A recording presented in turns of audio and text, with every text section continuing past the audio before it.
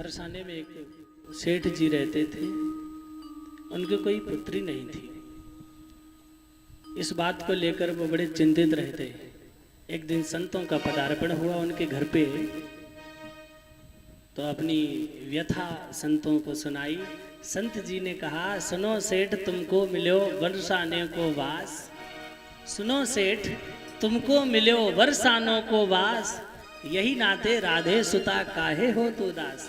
अरे राधा रानी को अपना बेटा मानो, बेटी राधा रानी है तुम्हारी, उनको बेटी मानो। हम संतों की तो सर्वस्व है ही, आप भी अपनी बेटी बना लो। भगवान से कोई ना कोई रिश्ता तो जोड़ना ही चाहिए। तो बेटी का एक चित्र राधा रानी का लेकर के अपने कक्ष में रख लिया। भोजन प्रसादी पहले बेटी को भोग लगाते, उसके बाद प्रसादी पाते।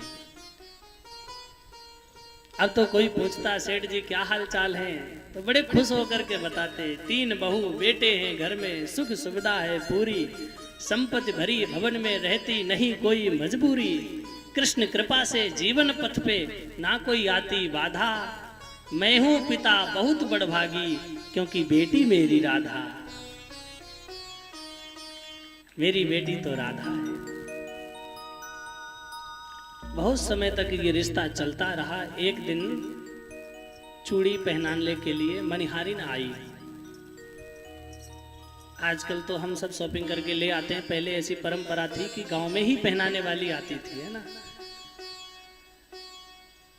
नाई भी आते थे बाल काटने के लिए गांव में, और वो बाद में पैसे वगैरह लेते थे, वर्ष में 6 महीने में ऐसे।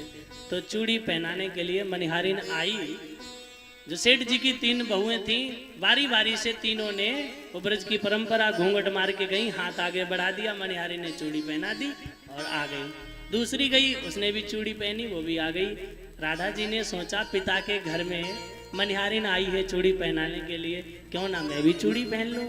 राधा जी भी घूंघट लगा के हाथ आगे बढ़ाया। उसने ऐसा दिव्य हाथ जीवन में पहली बार देखा। मन में विचार करने लगी, इनके यहाँ तो 3 बहू हैं, हो सकता है कोई रिश्तेदार आ गई हो। चूड़ी पहना दी और दुकान पे गई।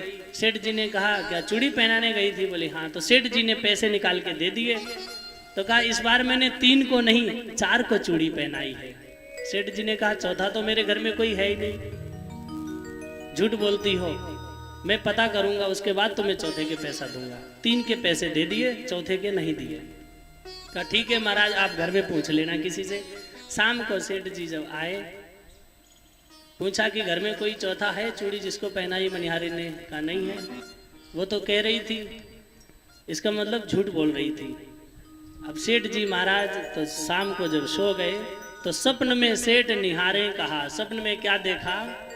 सपन में प्रकट होई भानु की दुलारी, बोली तनया बनायो तात नात ना निभायो है।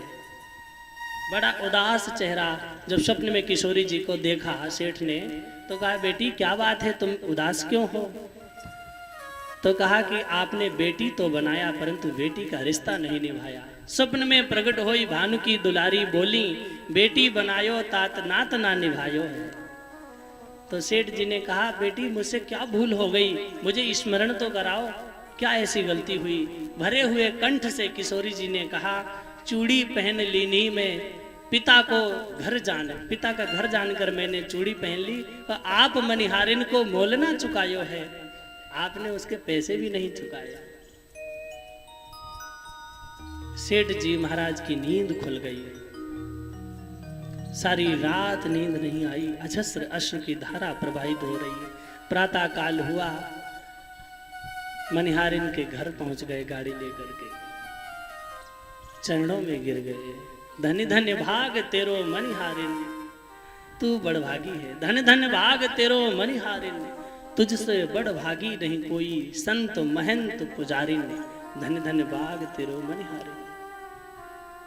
मैंने मानी सुता, मैंने तो बेटी मानी थी, मैंने मानी सुता, किंतु निज नैनन नाहि निहारी। पर चूड़ी पहन गई तेरे हाथन, श्री वृषभानु दुलारी। ऐसा कह करके मोल देने लगे। मनिहारिन के पांव पर लगे चुकावन मोल। लेकिन मनिहारिन भी सोच रही है कि जब तो ही मिलो अमोल धन, अब काहे मांगत मोल। रे मन मेरे प्रेम से श्री राधे जू बोल।